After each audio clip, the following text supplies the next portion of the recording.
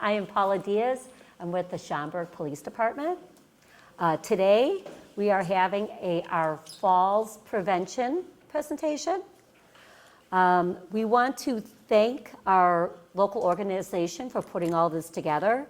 Alden Poplar Creek, Brookdale, Cedar Village, Comfort Keepers, Encore Memory Care, Hoffman Estates Park District, Friendship Village, Kenneth Young, Home for Life Advantage, Schaumburg Fire Department, Schaumburg Nursing Division, the Senior Barn, Schaumburg Township, of course the library, the Police Department, and Schaumburg Bank and Trust.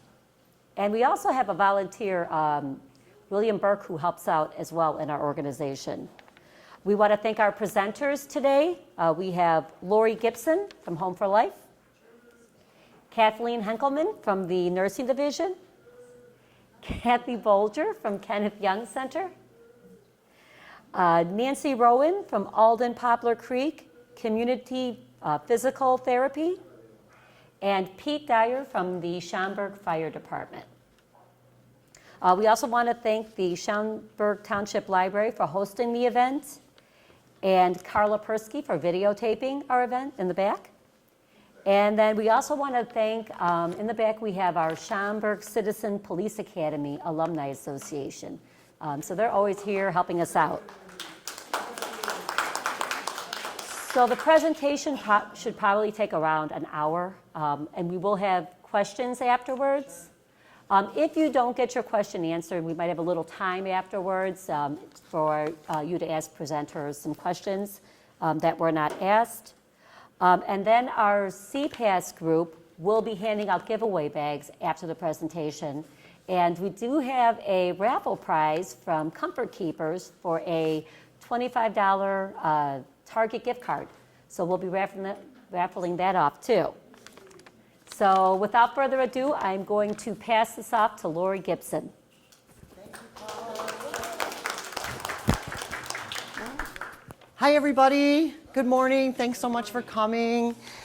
We are very dedicated to fall prevention. Myself, Lori Gibson, I'm a certified aging in place specialist. So I'm always looking everywhere I go, what can be improved? How can we stop that fall? So that's what we're going to talk about today, and give you some really good tips. So the first slide, one fall changes it all.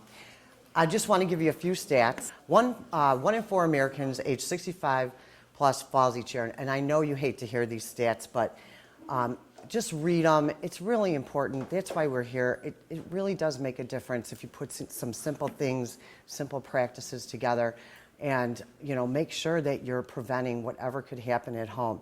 And I do have some good tips and tricks here.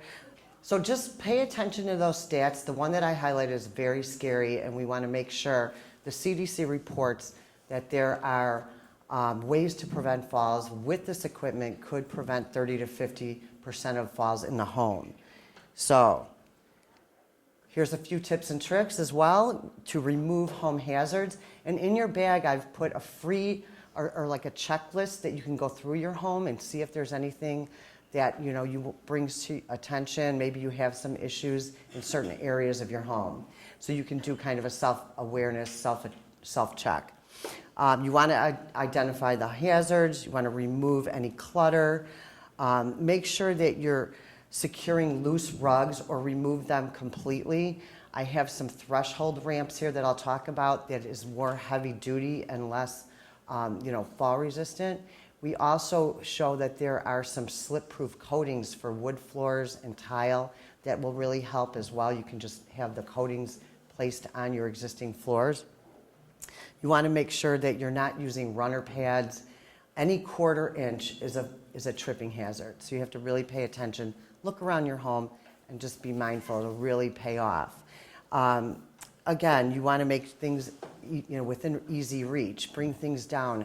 Maybe have somebody help you make things more accessible in your home. If you bring it down to one level and use best to use cabinets that pull out rather than having to reach in. And non-slip mats in your bathtub or shower, a bath seat, an ADA compliant grab bar. So those are some tips, and then we're going to go look at some of these ideas here. So proper lighting. Proper lighting is very important. The biggest falls occur from bedroom to bathroom. You want sensor lighting is very inexpensive. It goes on when you go on. You walk in, it goes on. You walk out, it goes off. We can also install these rocker switches are $1. These are $1 at the box stores, and it's much more accessible. You can actually hit it with the palm of your hand, and these are really great to put in. They're kind of a universal design product. So where do we look for critical areas? Entryways, hallways, stairs, bathrooms. Redundant lighting means put 2 light bulbs in fixtures intermittently so that if one light bulb goes out, you still have one that is so you're not in the dark. So redundant lighting means layers of light. I mean, most people, if you have one bulb going down the stairs and you're only highlighting the top of the stairs, put another bulb at the bottom. And just make sure that you're always, you don't want to be in the dark and waiting for someone to help you change that light bulb. So proper lighting, look around, see if there's some changes you can make. Again, in the big box stores, it is very inexpensive to put in. Handrails. So if you have a stairway and a staircase, you want the handrail hopefully to be in a contrasting color and also have a return at the end so that you're not catching your sleeve, your bag, your purse. That's real important. And best if you're going up and down the stairs to have handrails with a return on both sides of the staircase. Okay? Threshold ramps, there's a lot of areas that could be tripping hazards. Most of them are patio doors or entryways. So we look at different ways that we can make that more accessible if you're in a wheelchair, walker especially, to get over that curb. And the threshold ramps that I'm holding up here, they're made out of recycled tires and they're cut to measure. And again, 1/4 inch up is a tripping hazard, so we look at that. They're heavy duty, so they're not as easy to slip like a throw rug or something else that you're using. You want to make sure that you're using something that is going to be heavy duty resistant to the fall. So you can buy those online. You can also have one of our technicians at Home for Life do an assessment and show you where you would need them and the sizing and an approximate cost. It really just depends on what your tripping hazards are.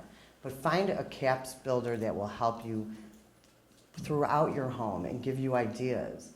They should be doing a free assessment, and then you can find solutions even if you start with just one grab bar. Look throughout your home and see what you can do. I'll show you later too that there is a lot you can do with Alexa and speaking commands with lighting and doorways. So we'll look at those items too. The biggest thing you want to do is make sure that you're seeing if there's a place where you feel unsteady or if you feel like you could trip, we have to eliminate that. Ramps, again, here's a lot of different type of solutions. The threshold ramps is that one in the middle, and again, that can be sized. But most people that have a balance issue or a mobility issue, there's a lot of different options in ramps, and that's what you want. You want something, is it going to be temporary? Did you just have some sort of a surgery and you need something temporary, or you need something permanent?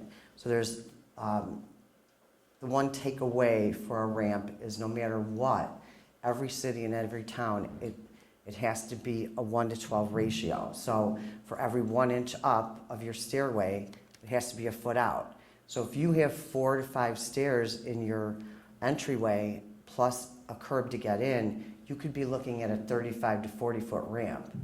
And that is costly. So sometimes we look at a garage ramp if we can do that, or we can come up with some other solutions. And just so that you have at least some alternatives. But that's the rule everywhere. You have to pull a permit, and that's the code for every city. There's also indoor-outdoor stair lifts. Stair lifts, if you have COPD or any type of pulmonary fibrosis or a mobility problem, you're unsteady on the stairs, it's really important I know a stair lift is expensive. It's about $4,800 installed for a straight stair lift, but it is imperative if you have a balance issue. It's so helpful, and we always laugh. It's a way, everybody that we put them in, they're bringing their laundry and their garbage up and down. One person had COVID, they were sending meals up and down to that person. So I'm not saying that it's not costly, but it really does eliminate any risk of falling on the stairs.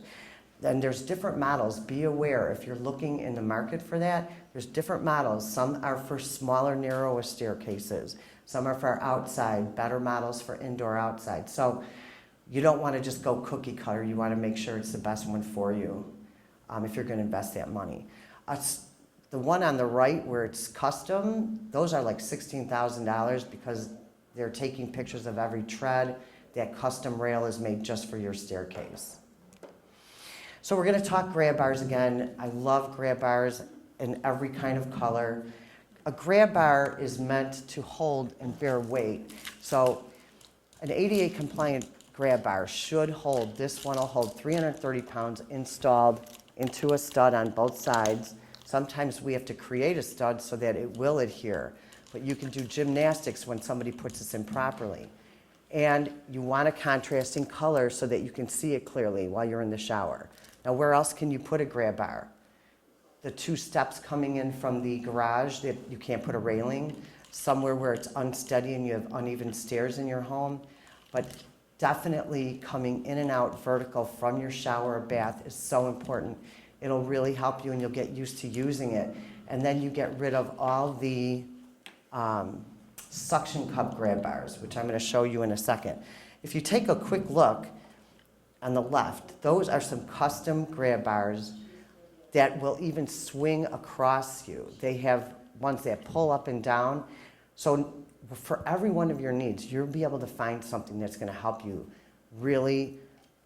What do we do every day? We daily shower, we daily use our restroom. We need good grab bars in the bathroom. So here's the culprit that you know I don't like. So these are sold everywhere, these suction cup grab bars, and every one of them has at least one or two labels on them that they're not intended to bear weight and they're not intended to be a grab bar. So, I mean, and they're very inexpensive, but that's where they normally are, on the ground, right? If anybody's using those.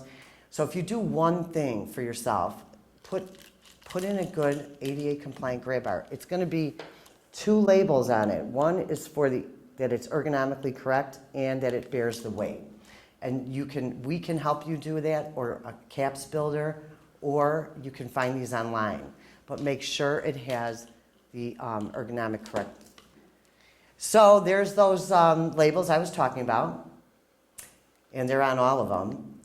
Then we have the security pole. This one is tension mounted. This has a grab bar that sits to stand. So for instance, we put this in somebody who just had a hip replacement. She had a hard time getting in and out of her shower or off of her chair. So you kind of climb up that grab bar, and it holds 330 pounds, and it'll let you stand. It can be permanent or temporary. It's a great product. It's like $300. And doorways, really quick, I want to show you that if you're coming in sideways into a doorway, make sure that you find any way to not do that. You have to come straight into an entryway in a doorway. Those hinges, the hinges that you see here, these are offset hinges. They're not expensive. We can take that doorway out of the door, and it gives you like 2 more inches to come straight away in. Sometimes that's all you need. And barn doors are great, levers instead of knobs. These are some pictures of showers that are barrier-free, and they're drained properly, so all the water goes to the back with a linear drain. All different types of seating and grab bars. There's a solution for everyone. And again, now we have all this new home innovation. And they just had in the paper this Sunday an entire article about aging in place and what you can do with technology, with speaking commands in your appliances, your faucets, your lighting, your door openers.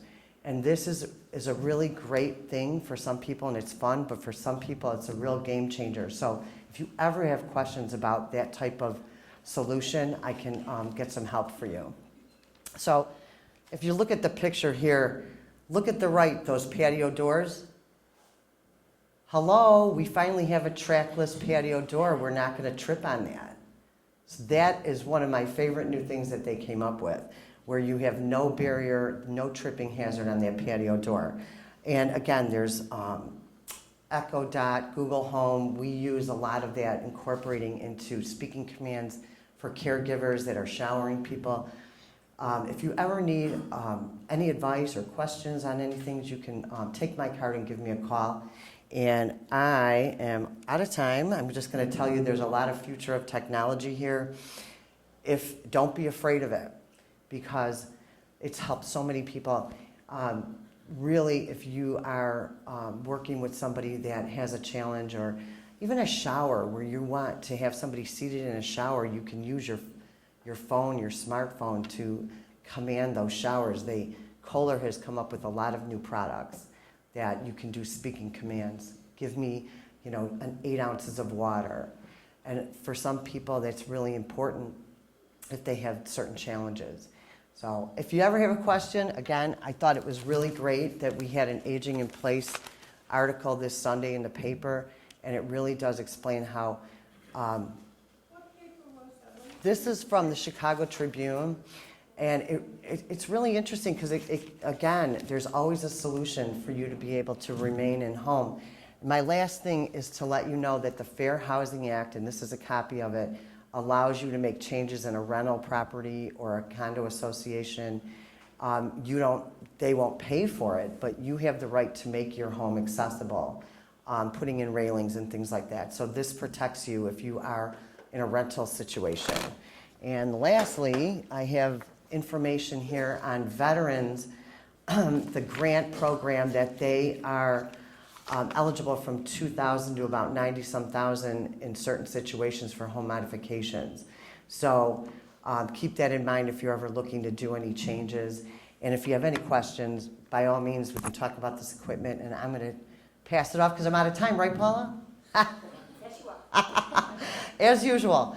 Well, hello, everyone. I don't know who's familiar with the Big Lou advertisements, but I'm like you. I'm a senior citizen too. So preventing falls is something that is really very important to me. I've been a physical therapist since 1981, and my career has always been on the focus of geriatric physical therapy. So I've been at this for a long time, and so I'm going to share with you a few things about fall prevention and why it's important to maintain our strength. So Big Lou sells insurance policies that cost lots of money. My insurance policy to you doesn't cost any money, but it will cost some effort, because as we age, we have to work harder to maintain our strength and our mobility. There's no way around it. So one thing before I start on the presentation, that I was watching everyone in the audience as the other presenter was speaking. There are things that you all can do, that I can do, and I did. When other people are speaking and you're sitting like you are, I didn't see one person sitting forward in the chair. So if you want to work your core muscles, don't always relax your back. You can sit forward in the chair, roll your shoulders back, and work on sitting up real tall. And that little thing, even if you do it for 5 or 10 minutes, is going to help you improve your core strength. And that's so easy. Maybe if you're watching TV, the same thing, a commercial comes on.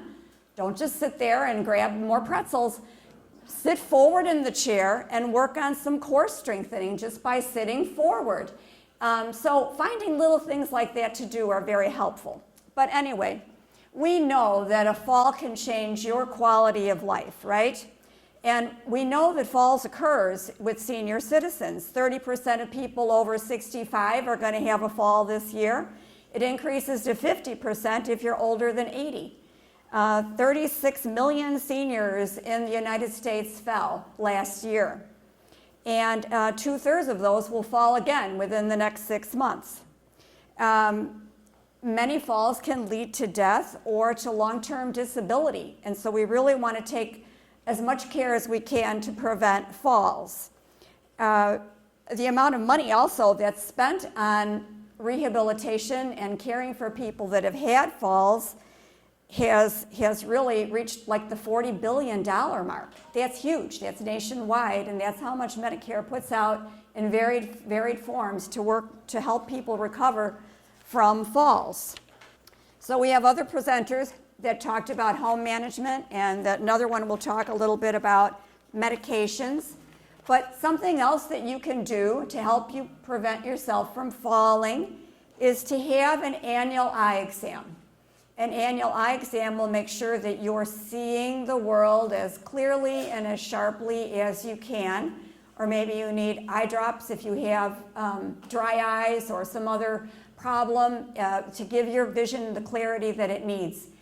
And one thing that sometimes we run into when we're working with people, if you have trifocals or bifocals, you really want to make sure that you're looking out of the top portion of your lens when you're walking, and not, if you're looking down, you have to put your head down, because you don't want to be looking out of the reading portion of your lens in your glasses. So sometimes the vision can get blurry if we're not using our glasses properly, depending on what the distance is that we're walking and where we need to look.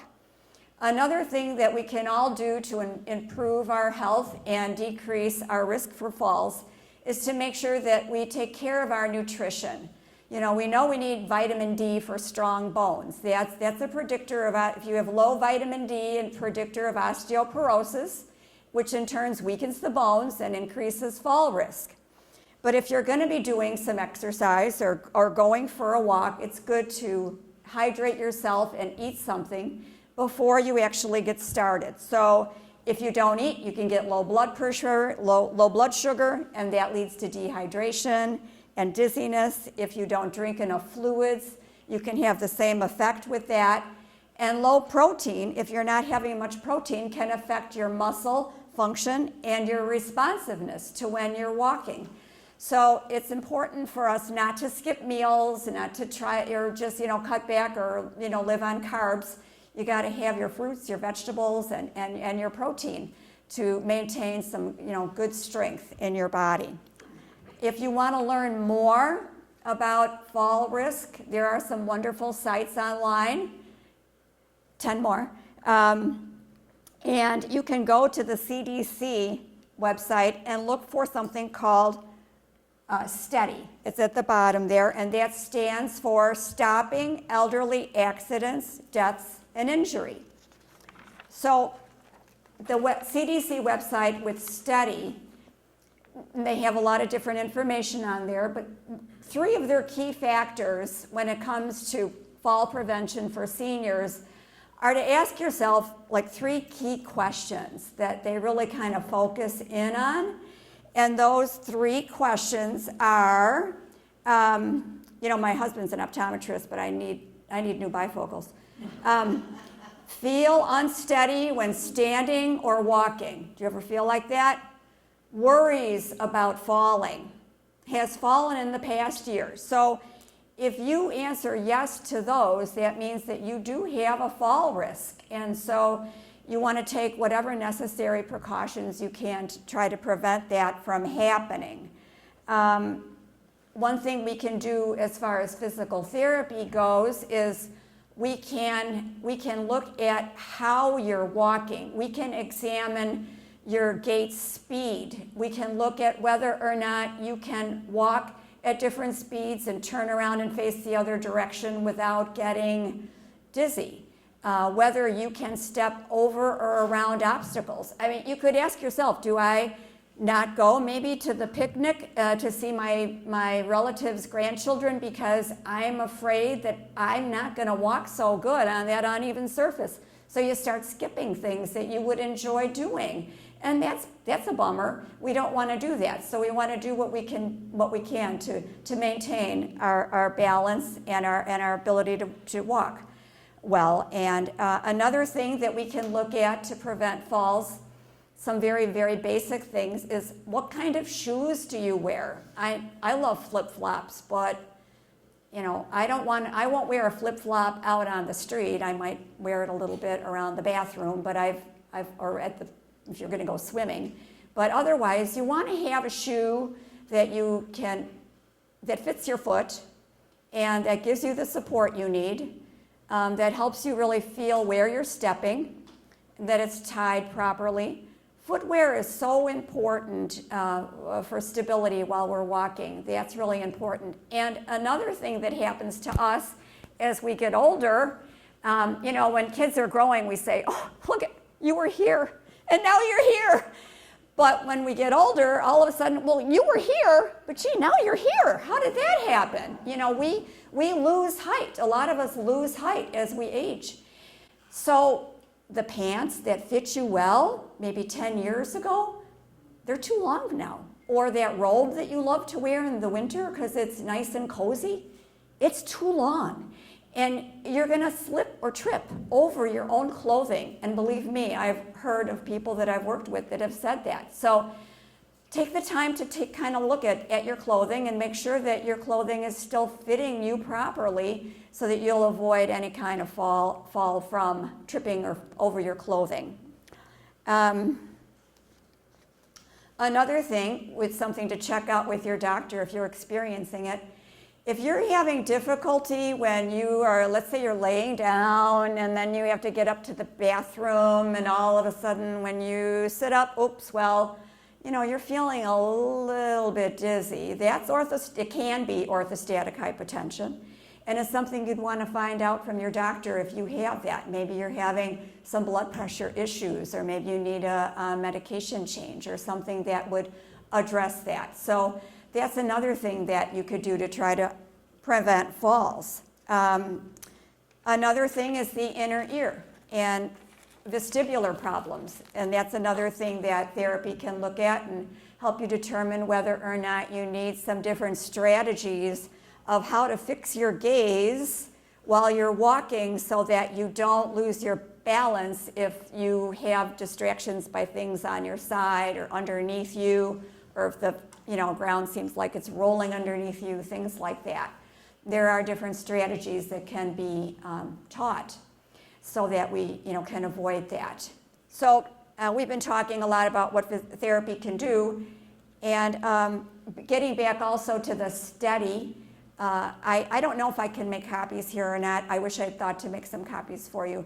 But there's other questions that study will ask you about your fall assessment. And just a few of those that you can ask yourself. Do I hold on to furniture when I'm walking? So if you notice that you're kind of a furniture walker or a wall walker, maybe it's time to admit to yourself that you need a walker or cane, because of the furniture, the wall isn't going to protect you when you start to fall. So you want to think about some of those things too.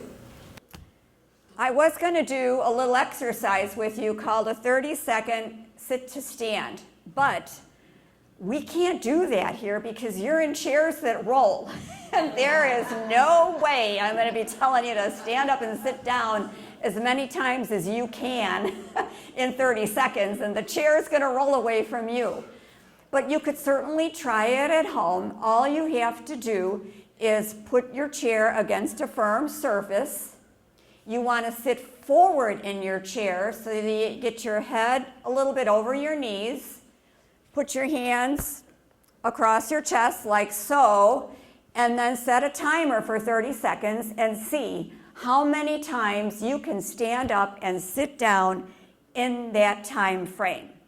So this chart will tell you a little bit about what your fall risk is. And this, you can find this online, and then you'll know whether or not you're at a fall risk. So I only have 2 minutes left, and I've got a lot more I wanted to share with you. But some of the things that you can do, okay, is when you're falling, if you're going to have a fall, unless you're tripping over something, more than likely you're going to fall to the side or you're going to fall to the back. And so one thing that you can work on are strengthening your hip abductors. They're the muscles that are on the side of your hip. our flex, I wish I could go, can I try a little bit? Or can I take this with me? Yes, you can Will take it this with work? And I take the microphone like this, right? Okay, all right. So if you want to stand by the sink and hold on to the sink and you want to increase your hip abductor strength so that you can sidestep, so that you can back up to get in a chair, so you can make a quarter turn when you're going to sit down. This is all your hip abductors, okay? So what you want to do, can you see me? You want your feet to point straight ahead, okay? You hold on to something so that you're not going to lose your balance, all right? Then you raise your leg up like so. You could count to 5 or 10 seconds and then put it down, and then up again. The substitution that everybody likes to make is to turn their foot out like that, and they think, oh, look at me, I can kick so high. But what am I working? My hip flexors. You don't need to work your hip flexors. They're already strong. So keep the toe straight ahead and bring your leg right out to the side. And then you're going to strengthen these muscles, and you need that. Another thing that you can do is when you're holding on is to keep your body straight, okay? And you want to try to work your buttock muscles a little bit just by bringing your leg back. It's not about height. It's about tightening that muscle as you kick back, hold, and bring it back down. And then also what I brought up before is your core strength, okay? So try to work your core. Don't always just sit down. And when you stand up, try to think about where your body is in space. Are you a forward head stander? Are you a person that's kind of always slouching? All right, so try to get your body, your shoulders over your hips and right over your heels. And then pretend you've got like a string that's pulling your head up. And it's pulling your head up, and then you're going to work on elongating your spine, strengthening your core, and improving your balance.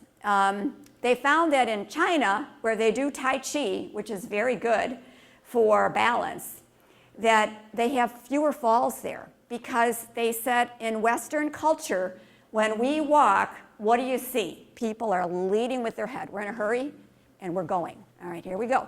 No, come on. Straighten up, shoulders back.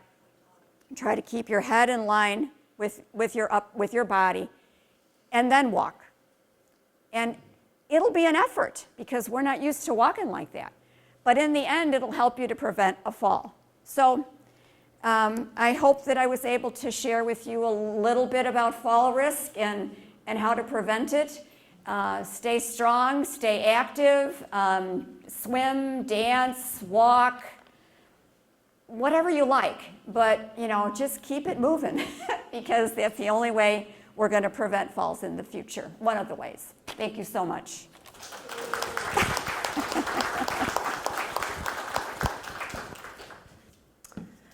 Hi everybody, my name is Kathy Hinkleman and I am the Nursing and Senior Services Supervisor for the Village of Schaumburg.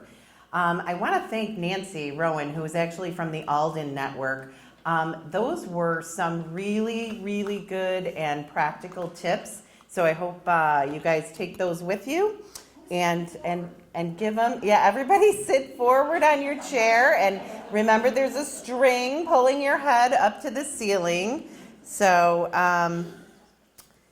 anyway, so I am Kathy Hinkleman and I am going to talk about tools and resources. So Lori talked about what you can do in your home to try and make yourself safer and preventing some falls. Nancy, of course, talked about your own personal physical strength. And I'm going to talk about what we call durable medical equipment, or DME, if you're familiar with the term. So this is things like walkers and what we call rollators that have the little seat on them. So these are equipment pieces that can help you stay steady. So when you're at the point where it is difficult for you to walk without falling, a lot of people will rely on this DME. There are other things that you can do in the bathroom in addition to the grab bars that Lori talked about.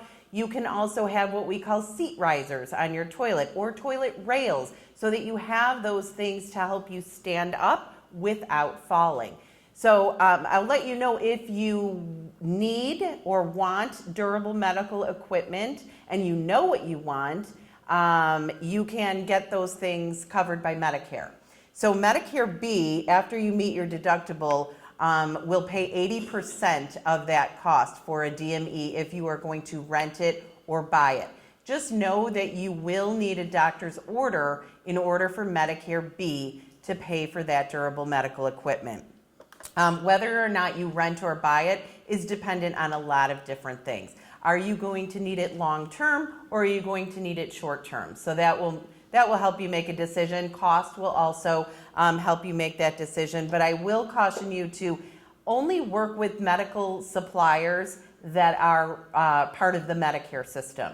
So you don't want to work with anybody who's not registered with Medicare or participating in Medicare, because then you're going to be stuck with a bill that Medicare won't cover 80% of, right? So in the nursing division, we have lists of local medical suppliers that are part of the Medicare system. So if you ever need us, our flyer is in the bag that you're going to receive when you leave.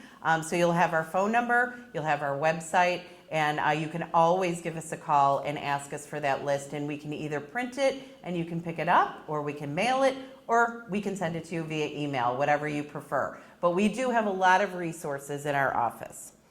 If you go to Medicare.gov and search durable medical equipment, it'll give you a little bit more information about that. And actually, Medicare.gov is a fantastic website for people that are on Medicare. You can search a lot of things. You can, they have a great search box. You can put in the topic that you're looking for, and you'll get a lot of information about Medicare. That's the great thing about the internet. If you have access to it, you can get an enormous amount of information, and specifically about Medicare and what it covers and what you have to do. Because if you're looking for equipment like, say, a hospital bed, okay, so that's a big thing.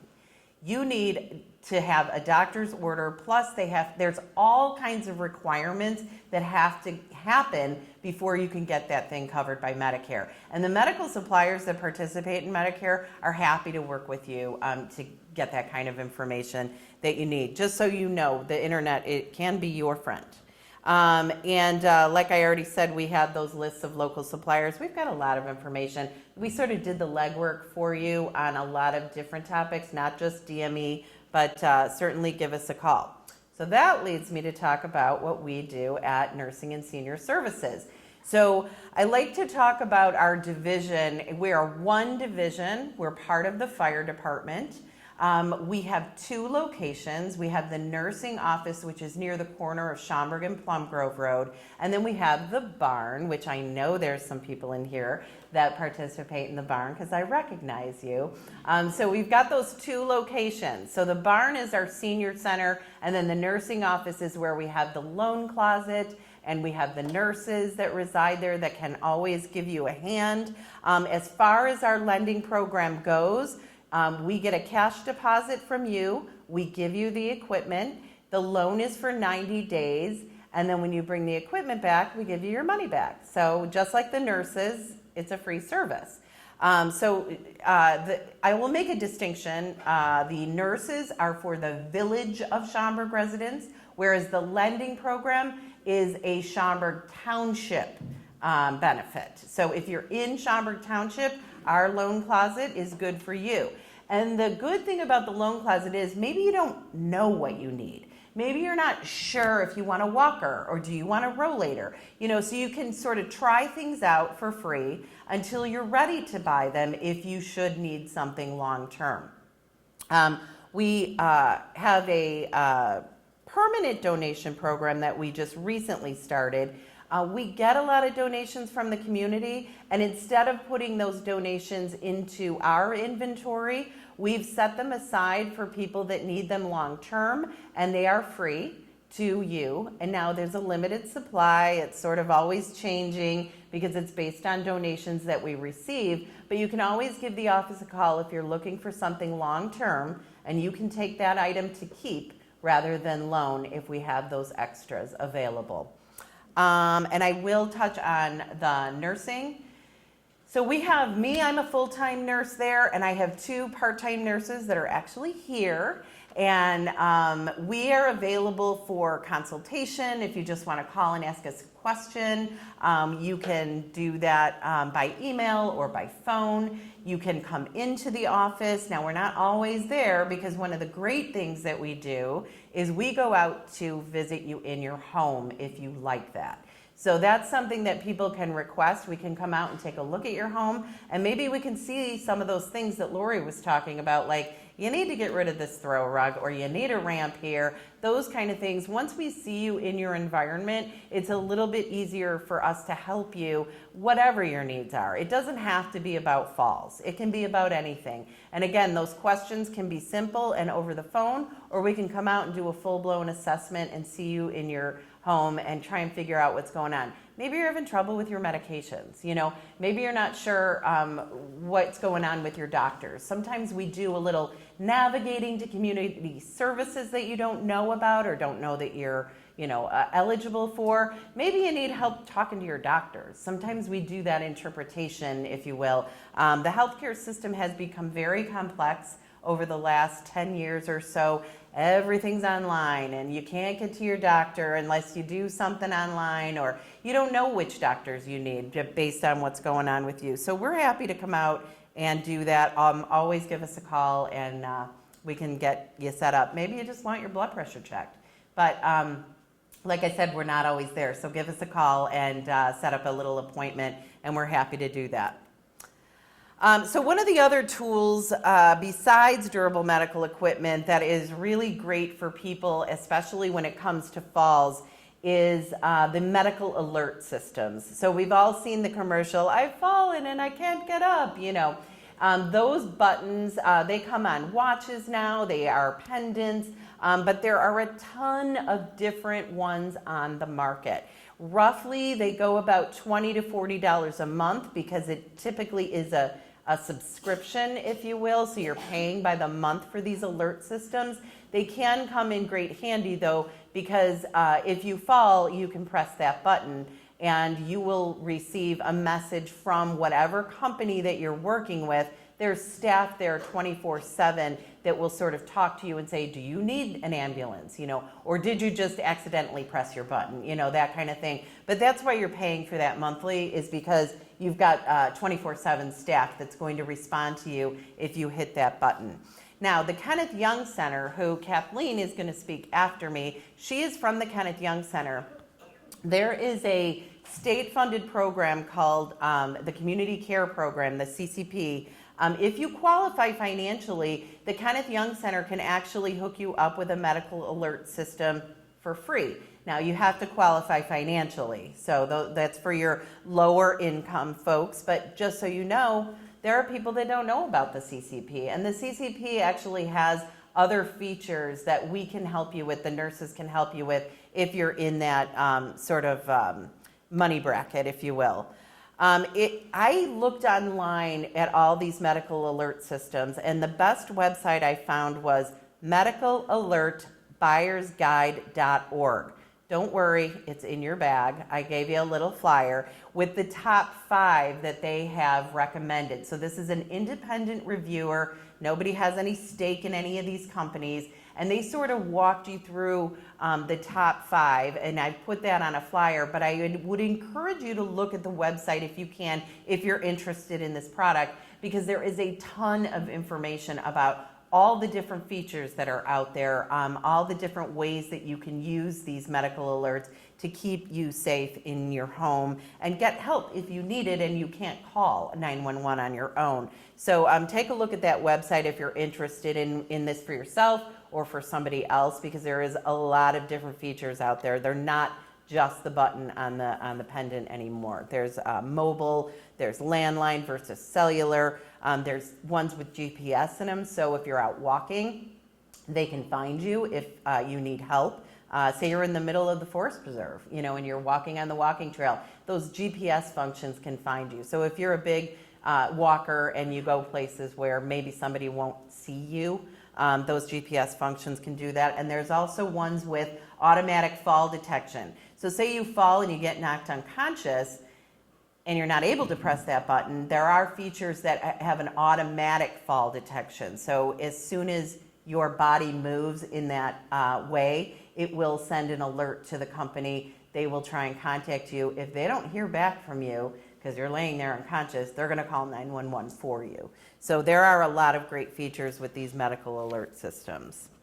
So another tool or resource, if you will, are places that you may need to go move to, or someone that you love needs to go move to, because all the things that we've talked about are not enough anymore to keep this person safe.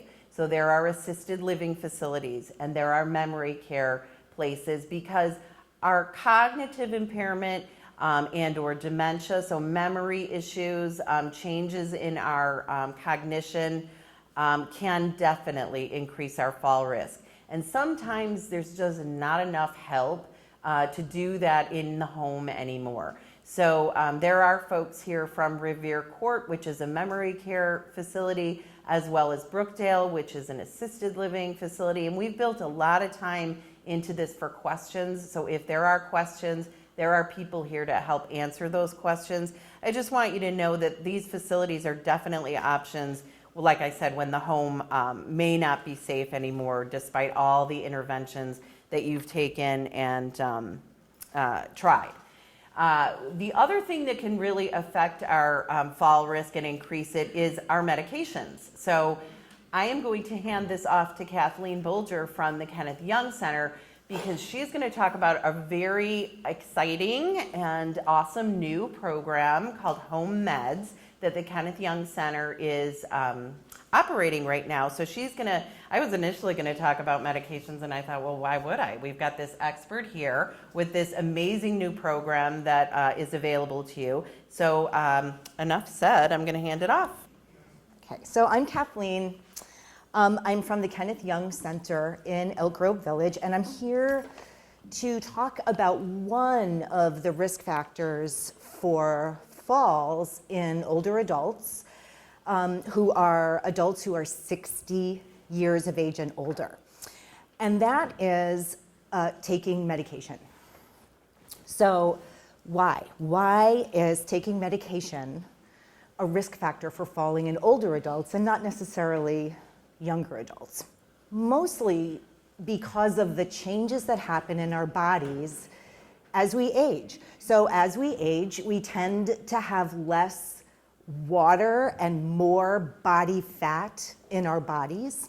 Our kidney and liver function tend to decline, and our circulatory system isn't as efficient as it used to be. And that means that medications tend to stay in older adult bodies longer than in younger adult bodies. Medications are metabolized differently in older adults. So why does that matter? I mean, our physicians, right, they know what they're doing. They're adjusting, the dosages on our medications, right? Well, yeah, probably. They are keeping up to date with the latest pharmaceutical research. But the problem is that older adults are not well represented in pharmaceutical research. So it's often not known what the effects of a particular medication are in an older adult body until after the fact. So there are researchers who look at, emergency room visits, hospitalizations, why are these things happening, and they start over time to see an association between medications and injury. There are certain over-the-counter medications that older adults take more frequently than younger adults. These are things like antacids or calcium supplements, iron supplements. And these affect how other prescribed medications are metabolized. They can decrease the effectiveness of certain other medications that you're taking. Older adults, they're more likely than younger adults to take multiple medications. That's something called polypharmacy, when you're taking 5 or more medications. And one study showed that the rate of falls was 21% higher in older adults who took 5 or more medications than in older adults who took 4 or fewer medications. So we take all these medications as we're getting older, and it increases the likelihood that you're going to be prescribed something called a potentially inappropriate medication, or PIM. Now, a PIM is a medication that has been shown after the fact to have a greater increased risk to an older adult than a benefit because of side effects like confusion, dizziness, fainting, and affecting motor control, right? All things that increase your risk of falling. And finally, right, we're getting older, we're seeing different specialists, and so the number of medical professionals who are prescribing medications tends to go up. And this can increase the risk that maybe you're getting prescribed one of those potentially inappropriate medications. Or maybe one specialist over here is prescribing something that won't be as effective because you forgot to tell them, oh, right, I'm taking this antacid or whatever it is, right?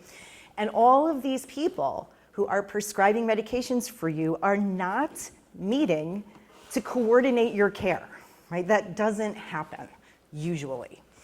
So what can you do about it?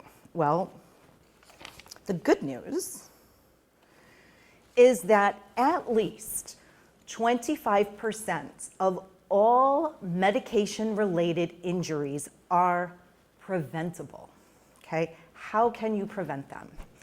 Well, the American Geriatrics Society recommends that older adults do regular medication reviews for 2 reasons, really. One is to check to see if you are taking one of those potentially inappropriate medications, and maybe there's a different medication you can take that is safer.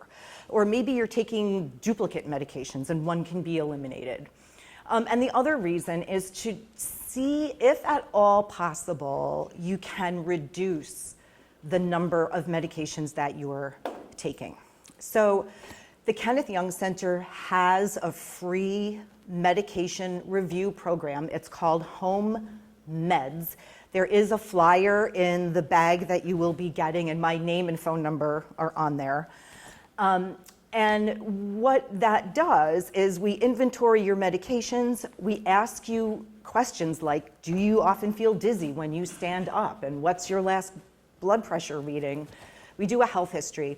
And then a pharmacist who's trained specifically in working with older adults will look all of this over, and they will write a report with recommendations for you to take to your doctor. And the goal is, well, can we reduce the number of medications you're taking? Can you replace this sleeping medication with better sleep hygiene habits so that you don't need the medication? Okay, so it really is, any kind of medication review is a very easy way for you to take charge of your health and to prevent falls. So thank you very much.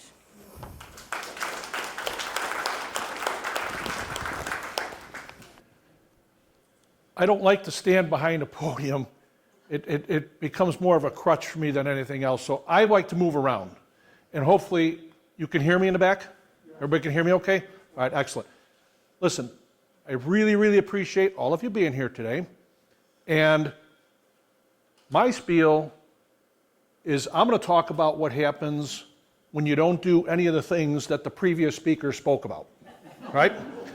So we're the last people you want to see. And I don't mean that in a bad way. I like being here. I like being with you. And this is the kind of atmosphere and environment that I want to see you in, right?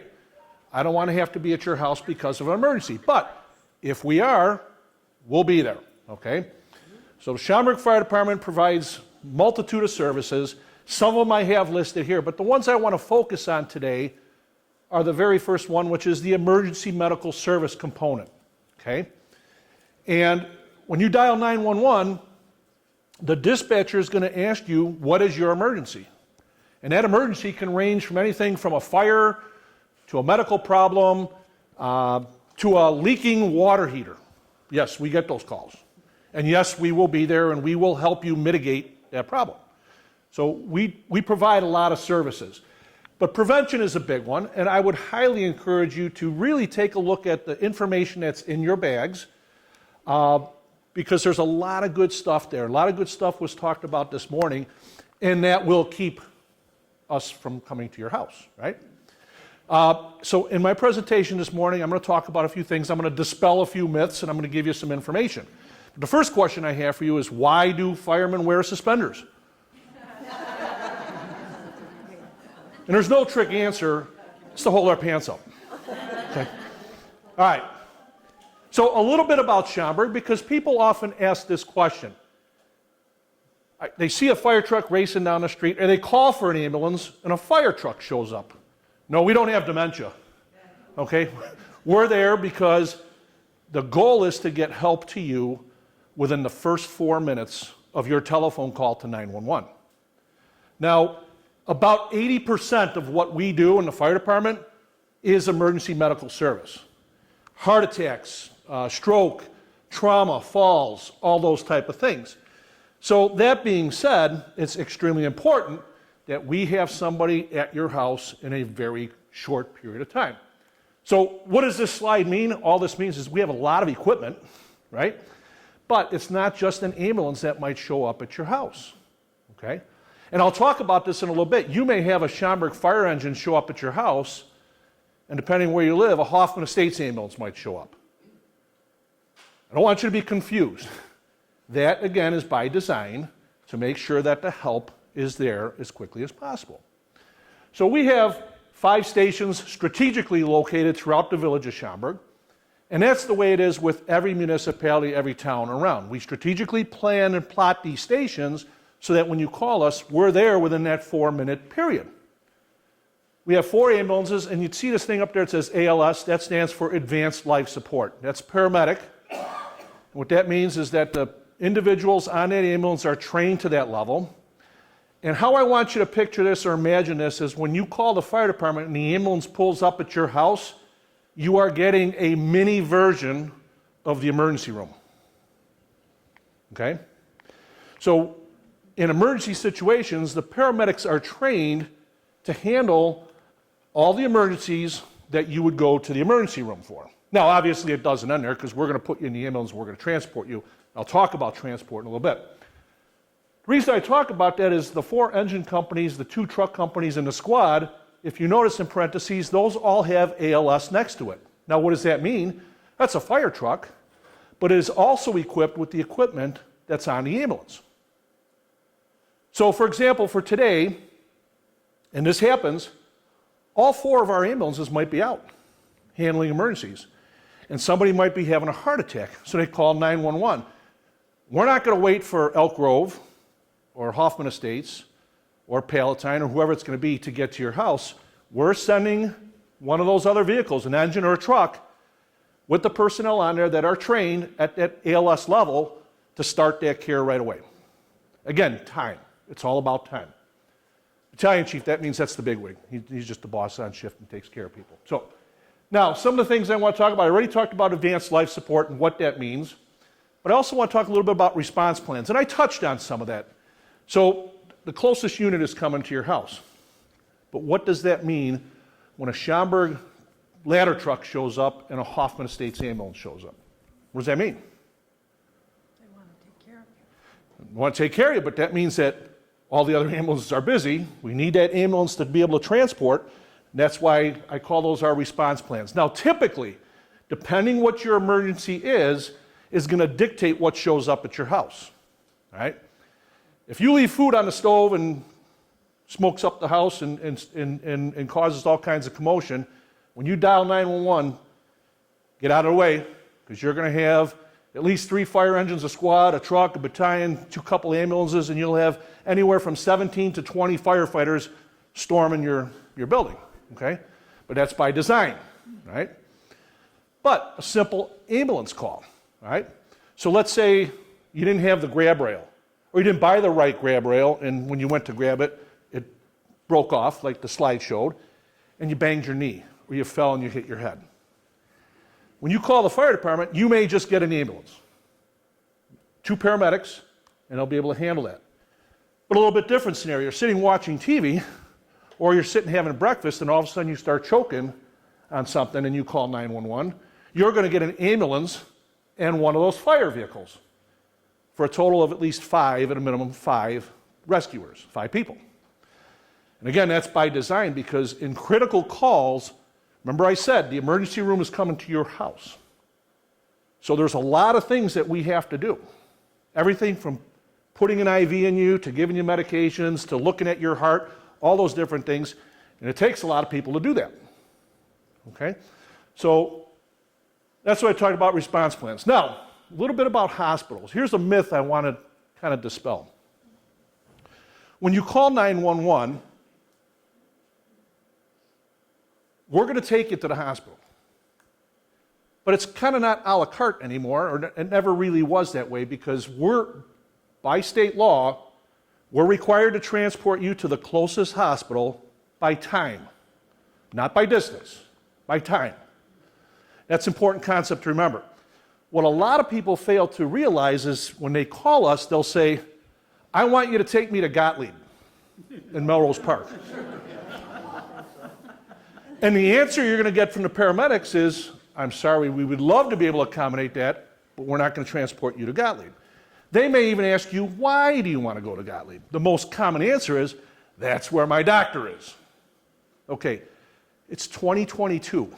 Technology has far surpassed all of us in the sense that your medical records can be accessed by any hospital around here in an instant. And that was really the thing that I would always hear when I would show up at people's homes, is they would say, well, that's where my doctor is. That's where I have to go there. That's where my doctor is. Well, a couple things. If I took you to Gottlieb, and that's where your doctor was, you're not going to see your doctor. Okay? You're going to see the emergency room physician. After the emergency is taken care of is when you're going to see your doctor. So, the hospitals we transport to, Alexian Brothers, St. Alexis Medical Center, and Northwest Community. Those are the 3. Remember I said it's based on time, not by distance. Okay? Now, I will say this. There is something, this may go into a long discussion. I'll just keep it brief. If you have questions on this, you can ask me after a presentation. Is you can request the bypass, not to Gottlieb, but if you're over on the west side of town, we're going to take you over to St. Alexis. But if you want to go to Alexian Brothers, you can certainly ask the paramedics, I would like a bypass, I would like to go to Alexian Brothers. The only person that can approve that transport is the doctor in the emergency room at St. Alexis. So the paramedics actually have to call the hospital and say, hey, look, we have this patient, you're the closest, but they want to go here, will you authorize it? And the reason they do that is because if it's critical, we're not going to take the time to drive to a further destination. We have to take you to the closest hospital, right? So that's a little bit about that.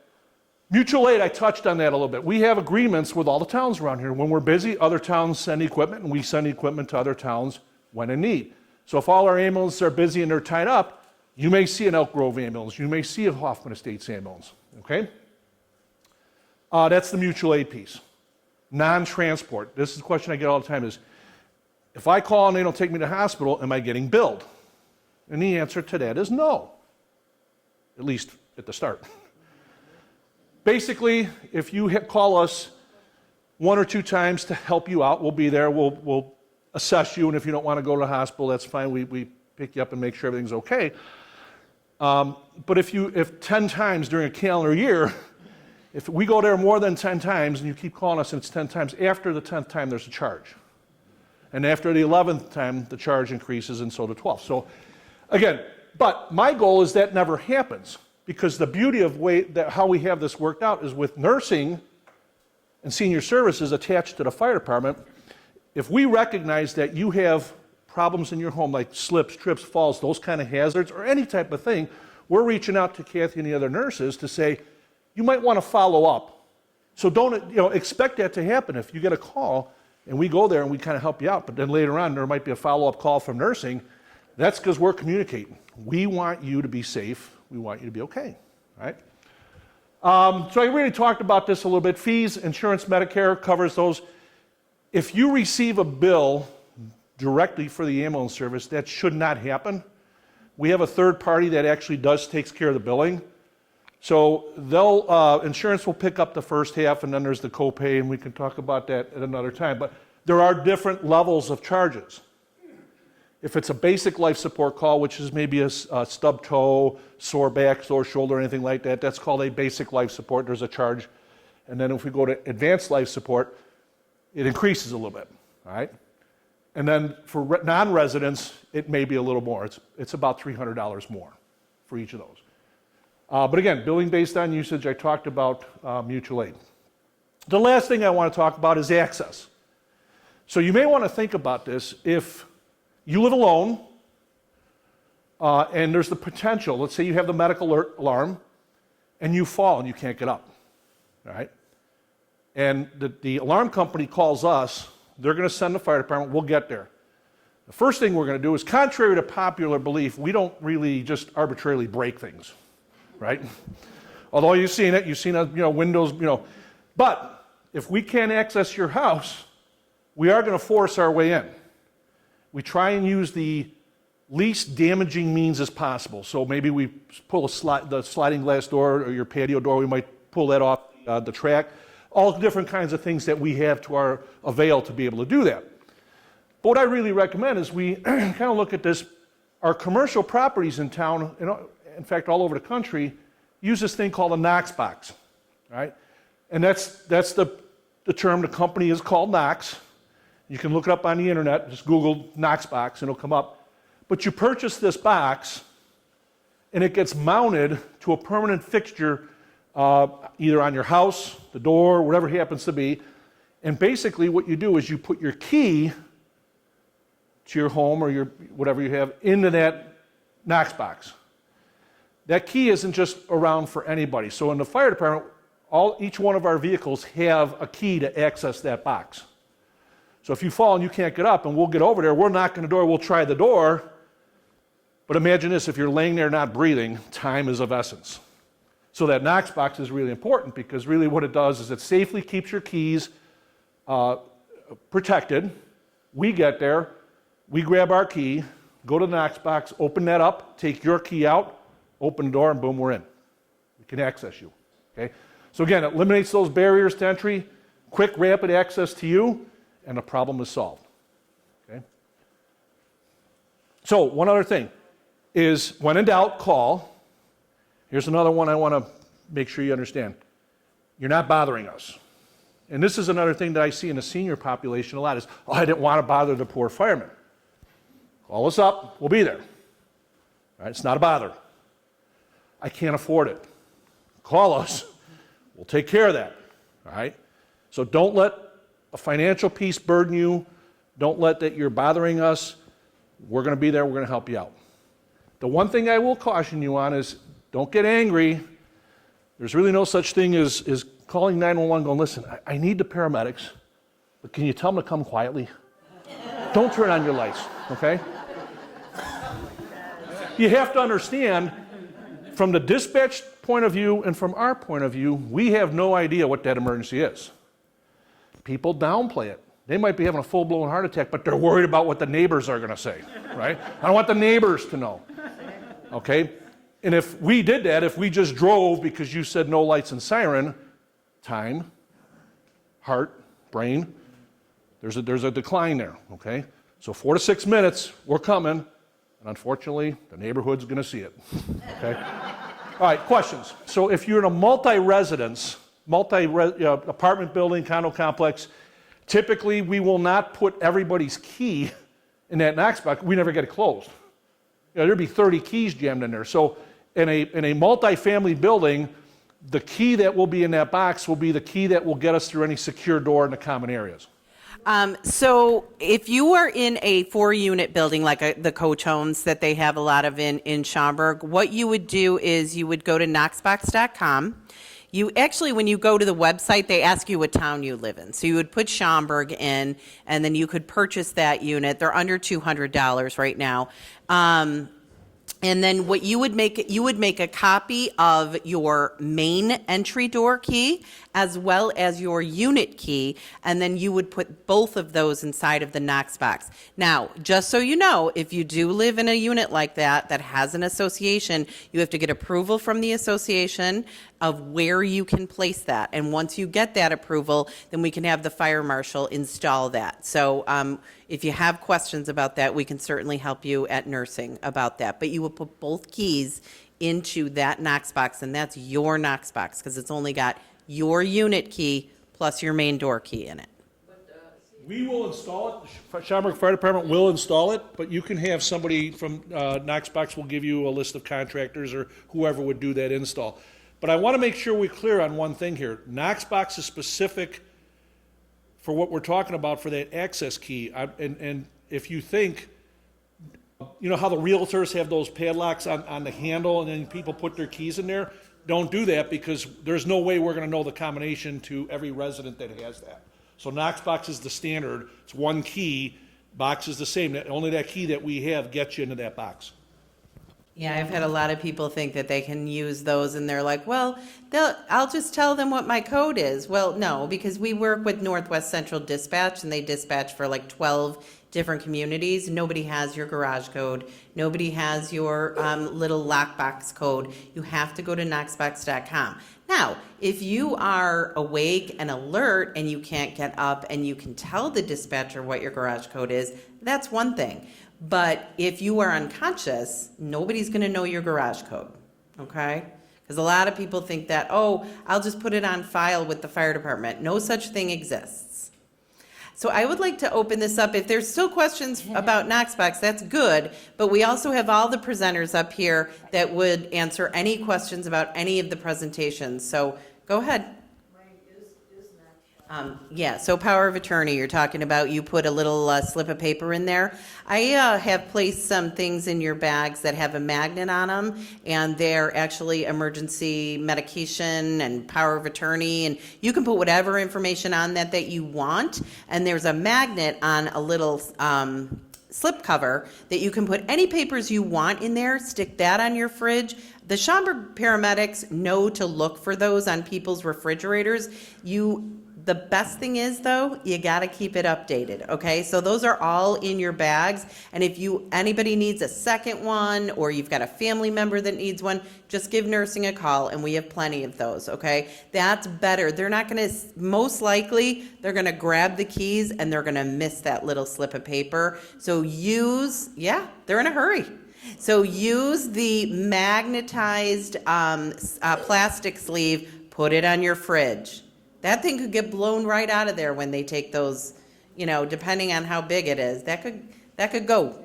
Yeah, if it's teeny, it could fall right on the ground and they're not going to see it. So my advice is to use what's in your bag. Those are great.